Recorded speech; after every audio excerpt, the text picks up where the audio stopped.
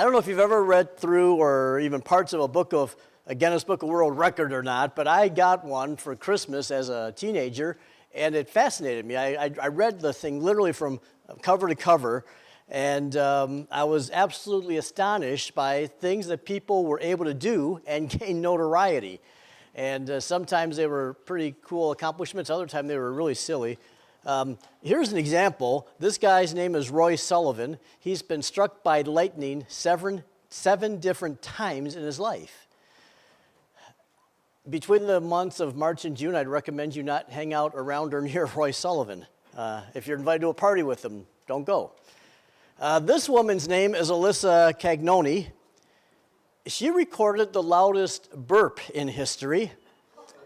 107 decibel. That's the equivalent of putting your ear within 3 feet from a jackhammer while it's breaking up concrete.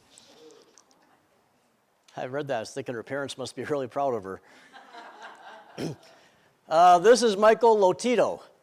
Mr. Lotito ate 2 pounds of metal every day for most of his adult life. This is a true story. Let me just read a list of some of the things he consumed. 18 bicycles, 15 grocery carts, 7 televisions, 2 beds, a pair of skis, a small airplane, and a casket. The last sentence in the article I read about him said Mr. Lotito died of natural causes in 2007. I read about a family in Lexington, Kentucky that had 21 children. 1 dad, 1 mom, 21 kids. One of their sons recently said, "My mom had a baby every 9 months and 30 minutes."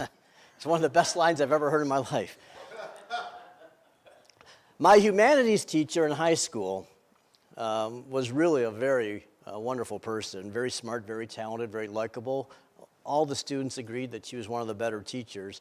But I'll never forget one of the first speeches she gave us in high school. She gave a passionate speech about you can do anything you want to do in life.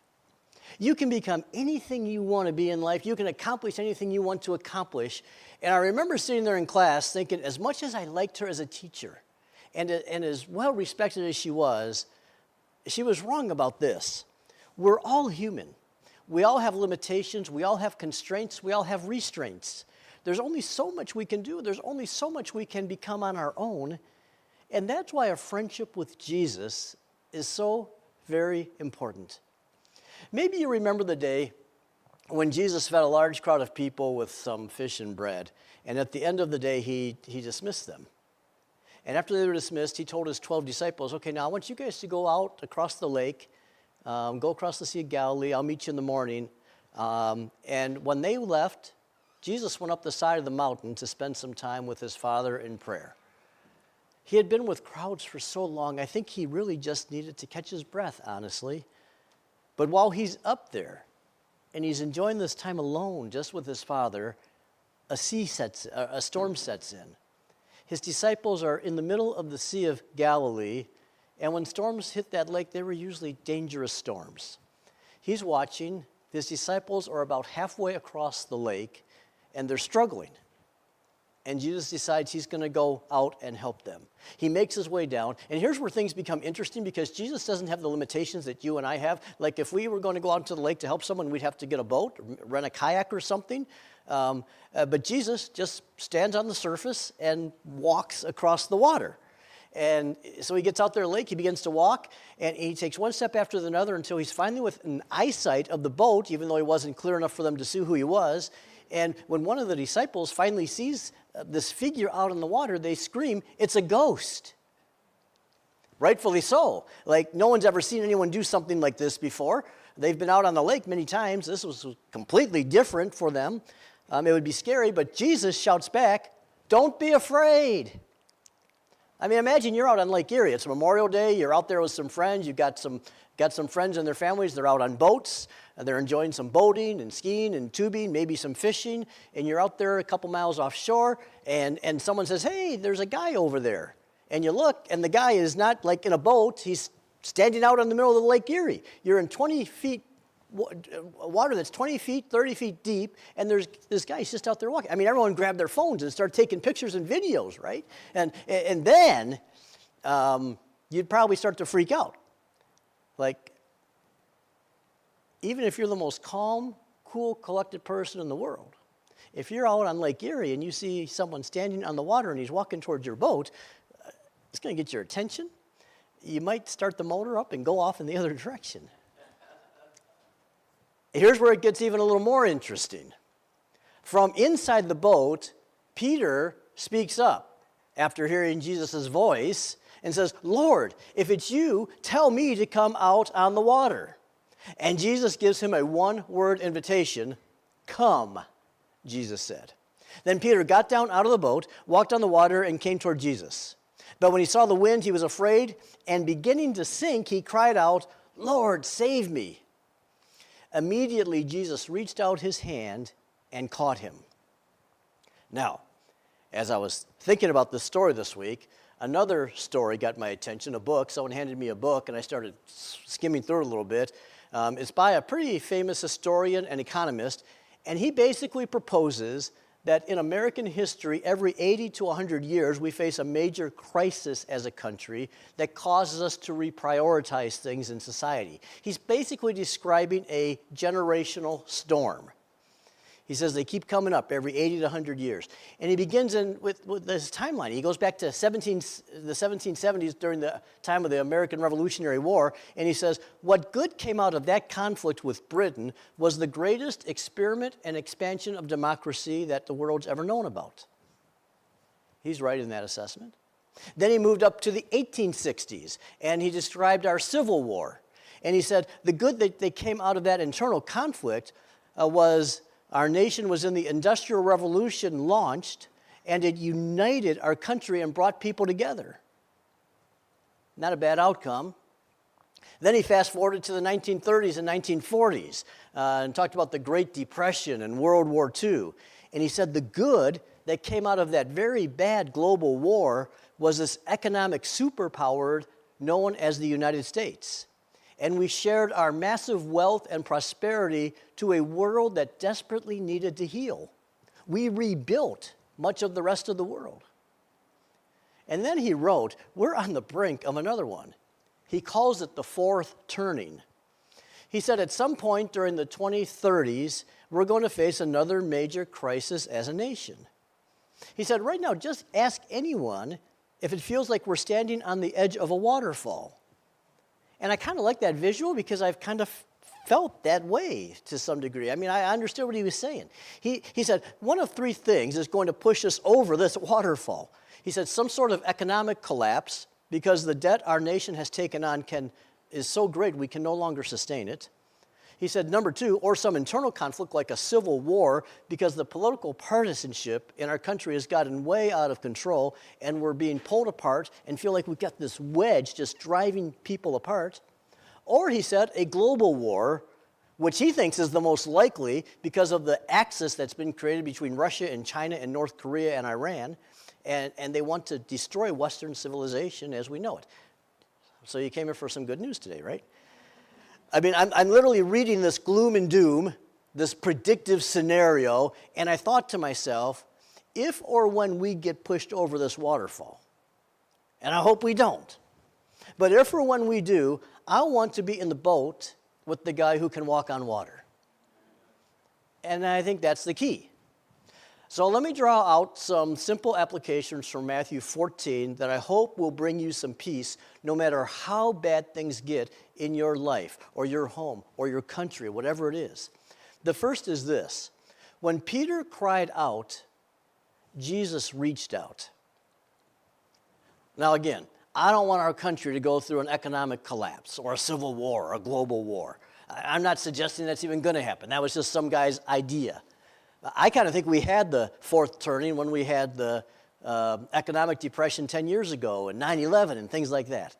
But if any of this new stuff does happen, we've chosen to walk with the God who can walk on water. That being said, everywhere I go, and I mean everywhere, what I'm hearing in conversation is what psychologists refer to as catastrophic thinking. Catastrophic thinking happens when we begin to believe that the most unlikely scenarios are somehow going to become very likely in our lives. I'll give you an example. Let's say you have a friend, and your friend goes through some ugly divorce because their spouse cheated on them. And you, because you're in close proximity to that relationship and you know all about it, you begin to get concerned about your own spouse. And now you're suspicious. They've never given you a reason to not trust them, but now you're suspicious. That's catastrophic thinking. You think the worst despite any evidence against that. Or you're a parent, and you hear about some car accident that teenagers are in. Some kids are partying, and now you become a private investigator. You're snooping around the social media accounts of all of your kids' friends. You've got every possible location app you can get, and you begin to look suspiciously at your children. And it's good to be protective, right? I mean, don't get me wrong. I'm not suggesting against that. But you're crazy suspicious, even though they've never given you a reason to be. You're concerned. It's catastrophic thinking. Maybe it's your work environment. Maybe you supervise at work, and it comes back to you that they're kind of talking about behind your back a little bit. And now you begin thinking that everyone's talking behind your back about you. And you get to the point where you start manipulating and maybe even punishing the entire organization. It's all catastrophic thinking. I have no doubt that in that boat on the Sea of Galilee on that particular day we're looking at today, that there was some catastrophic thinking. Some of these discussions were going on. I mean, they were on the brink of drowning. You would probably be terrified at that moment, and one of their own, a fisherman who knows better than anyone else not to step out into the water, especially during a storm, is getting ready to walk out of the boat. And you can hear the other people in the boat saying, "Peter, what in the world are you doing? Are you nuts? Get back in the boat." But Peter was operating by a completely different paradigm that most of them have not yet come to understand. And it's summed up in a single verse in the Bible where it says, "It is impossible to please God without faith." Let me say that again. It is impossible to please God without faith. Let me apply that collectively to us as a church. Anytime God nudges Tri-County to do something risky, it has the potential of being catastrophic. But here's a truth that we've experienced historically as a congregation and that I've seen played out in congregations time and time and time again. Big risk are always blessed by God with big reward. Always. Every single time. So here's the framework. We have to get comfortable with the idea there are only two options when it comes to our personal relationships with Jesus Christ. We can either be boat potatoes or wave walkers. That's it. That's the only two options. I don't see Peter as a failure because he sank. The other guys, the other 11 failed because they didn't even try. So when it comes to us, no matter what it is, Peter's the only one of that group of 12 who could say, "I walked on the water." I mean, that's crazy. That's something. And you should want that too. So don't be a play it safer. Be a risk taker. Whatever it is in your life, trust God in the midst because he honors that risk with great reward. I like the way John Ortberg describes this whole mentality. He said, "See a middle-aged man who spends his night sitting in front of a television viewing whatever sports happens to be on. He was once fired up with bright plans for the future and strong yearning to make his mark on the world, but somewhere along the line, all the fire went out and he settled for comfort. His dreams were sacrificed to a lazy boy and flickering images on a screen. He is the story of unrealized potential, abilities and gifts that never got cultivated and deployed until weeks become months and months turn into years, and one day you're looking back on a life of deep, intimate, gut-wrenchingly honest conversations you never had. Great, bold prayers you never prayed. Exhilarating risk you never took. Sacrificial gifts you never offered. Lives you never touched, and you're sitting in a recliner with a shriveled soul and forgotten dreams, and you realize there was a world of desperate need, and a great God calling you to be part of something bigger than yourself, you see the person you could have become, but you did not because you never followed your calling. You never got out of the boat. I have a friend, I went to Bible college with him. His wife left him for another man. He got a divorce he never wanted, but he had no choice. He left his ministry because they thought that divorce was going to disqualify him from ever serving in the church again. When his dad heard about that, he got in his car immediately and drove all night long so he could look at his son face to face and tell him that failure is not failure. Failure is not fatal. Failure is forgivable. And that's always true when you're a follower of Jesus Christ. Always. I'm so glad that after he took a season to rest and heal, that he got back into ministry because he's one of the finest preachers I know. And who better now to help other people who are struggling with a broken home than someone who's been through it, someone who understands it, someone who's been in and out of it. So whatever it is in your past that Satan loves to bring into your present, remind him it's already been forgiven by Jesus. Your failures, they're not failure. Jesus can not only leverage it for your own good, but for the good of others if you're willing to share that with others. So be a good steward of your scars. Be a good steward of even your scars, because when Jesus invites you to take a risk, if there's one thing that's going to keep you from going and getting out of the boat, it could be a past failure. I tried before, it didn't work out, I'm not trying again. Don't let that stop you, it shouldn't stop you. Here's the second point I want to make. Peace is not about the absence of storms. Peace is about the presence of Jesus in the storm. Years ago, I was teaching a class, had a group of people, and I asked the group, hey, what's something that you dread? Goes right back to our communion meditation almost. What is something that you don't want to hear? What's a fear? What's something that you don't want someone to say to you? What's some of the worst news you could get? Someone said, I don't want to hear a spouse say, I don't love you anymore. I don't want to answer a phone in the middle of the night and hear a state trooper say there's been an accident.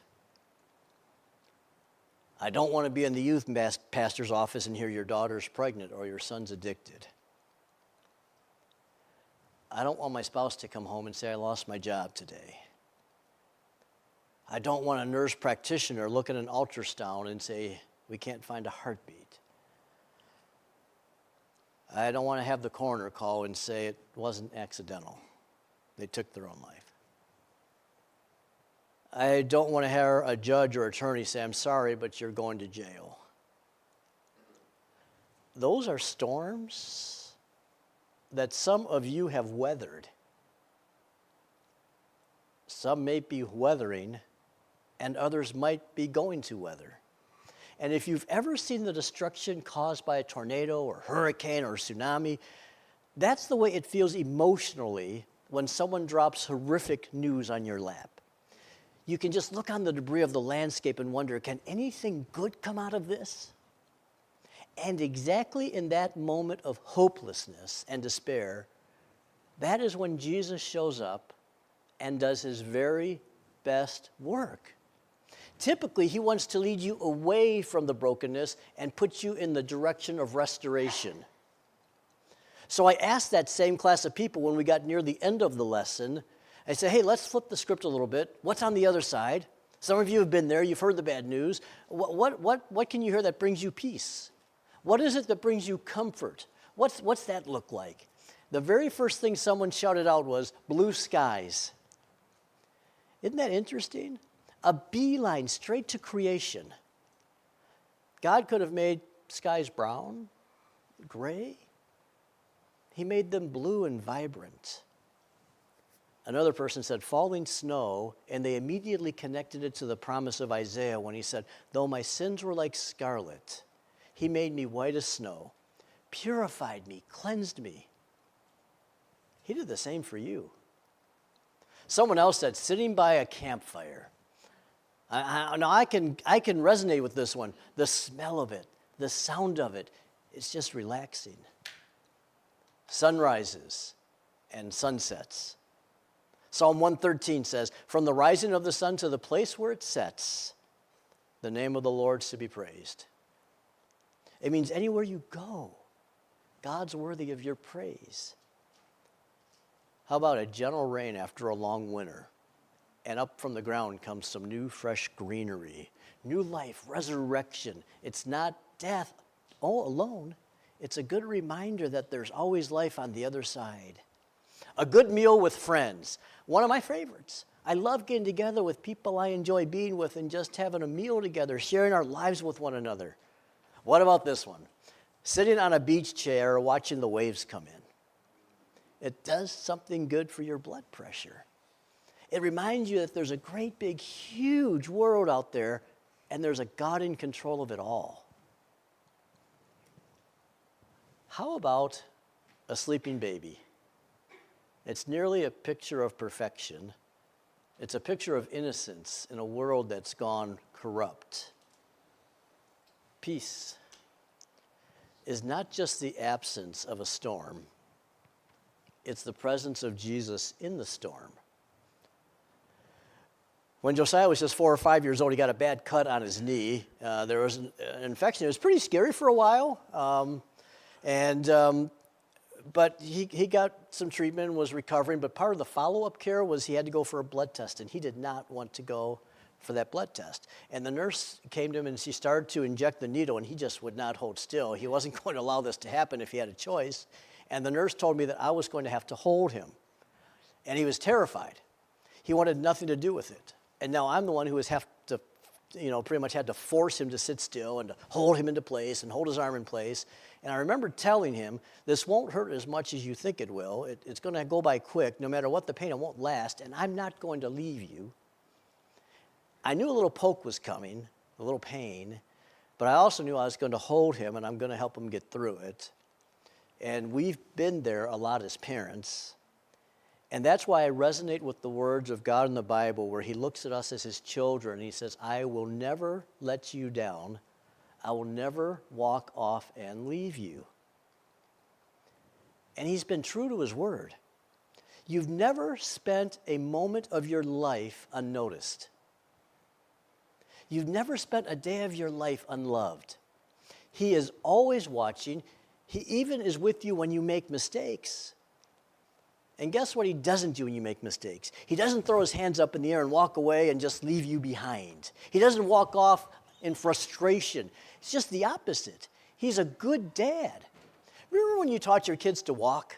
You know, what'd you do? You held out your fingers and they grabbed hold of them and they eventually used you to balance. And then pretty soon you realized, I think they can do this without my fingers. And you put them on the ground, you took your fingers away, and you sent them on their way, and you knew what was going to happen, right? They were going to fall down. You knew before they fall that they were going to, but what'd you do? You scooped them up, you steadied them, you encouraged them, and you sent them off again. And you kept doing that because you knew eventually after walking was going to come running and then jumping. And there were all these things to look forward to, and that's the way faith works. Your first steps. He's always with you, guarding and guiding and protecting. He's also there cheering you on. There's not a moment in your life when God has thrown in the towel or gives up on you. A few days ago, I was reading about an accident that happened because of some fog. The fog was so dense, people couldn't see more than 10 feet in front of them. And the article went on to describe how fog occurs. And I kind of knew a little bit about that. I'm not very good at science, but I knew a little bit about fog. But I didn't know the details like I learned in this article. The article went on to say that a city skyline, an entire city skyline with all of its tall buildings, could be taken out of view by fog that takes only about a glass of water to create. And I'm like, that can't be true. But I kept reading. And the data was explained. And sure enough, if you wanted to take a 7 square block of a downtown and just envelop it in dense fog, it would need about a cup of water. And I remember thinking to myself, how could something seemingly so small and insignificant, creates something so distracting, like that fog that caused an accident.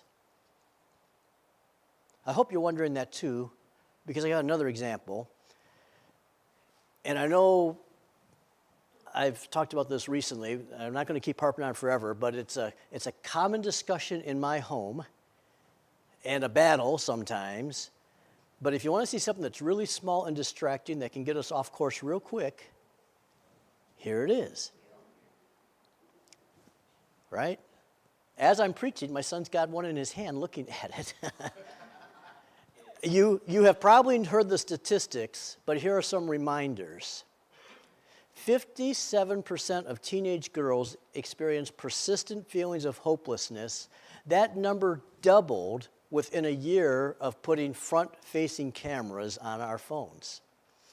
The lead researcher said 12-year-old girls spend hours each day taking selfies, editing selfies, posting them for friends, enemies, and strangers to comment on, while also spending hours each day scrolling through the photos of other girls and fabulously wealthy female celebrities with seemingly vastly superior bodies and lives.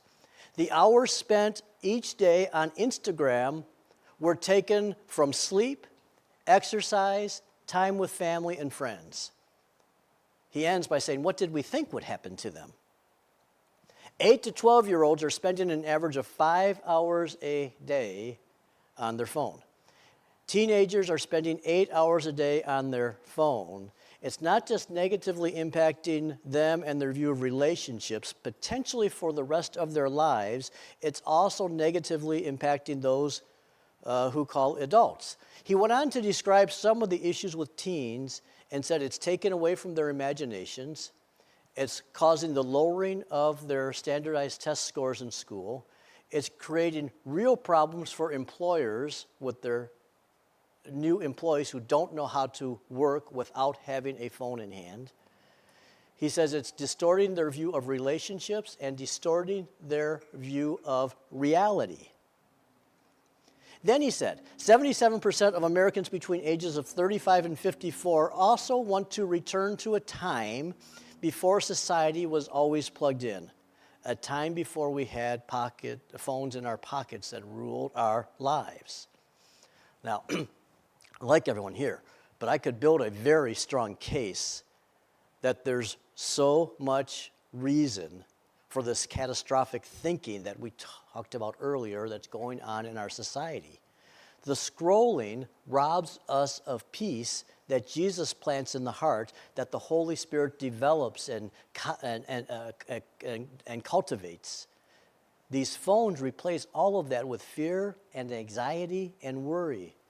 There was a massive study done on Americans. They had people write down all of the things they worry about in the course of a day, and they said, we want you to do this for months. And after they did this, they took all of the people in the study, and they were all interviewed on an individual basis. So everyone had these journals filled day after day after day after day after day with things they worried, and then they went through them and discovered how many of those worries, after 9 months, came true. They discovered 91% of what we worry about never happens. 91% of the average person's worry. That number is going to go up for some people. Never happened. Mark Twain said, I've been through some really terrible things in my life, some of which actually happened. One of the worst things that could happen to you and me is that we live a life of mounting regret. 11 guys never got out of the boat. Don't let that happen to you. Whatever your boat is, whatever that safe place is, wherever you go to hide, can I just challenge you to get out of that place, get out of the boat? Like, go on a missionary trip. Stretch yourself spiritually. Get involved in a ministry that helps people somehow. Serve somebody. See what happens to your heart and mind. If you're not in a Bible study, start attending one. Start a new one. It will blow you away what real friendship on an intimate, personal basis with others will do to you. Connectivity with another human being studying scriptures is powerful, and we've gotten away with it, and we've gotten away from it. We were not created to have relationships through a device. We were created to have personal connections with people. So all I want you to do is set these down a little bit more this year so that you can read and pray and think, experience, taste, feel, heal, minimize regret. And I promise you this, you will maximize peace in your life. It seems counterintuitive, but ask Peter. He'll tell you it's true. I'll leave you with this. This little guy's name is Dylan Sketch. 4 years old. On the 4th of July, he told his family, I'm diving off this diving board this year.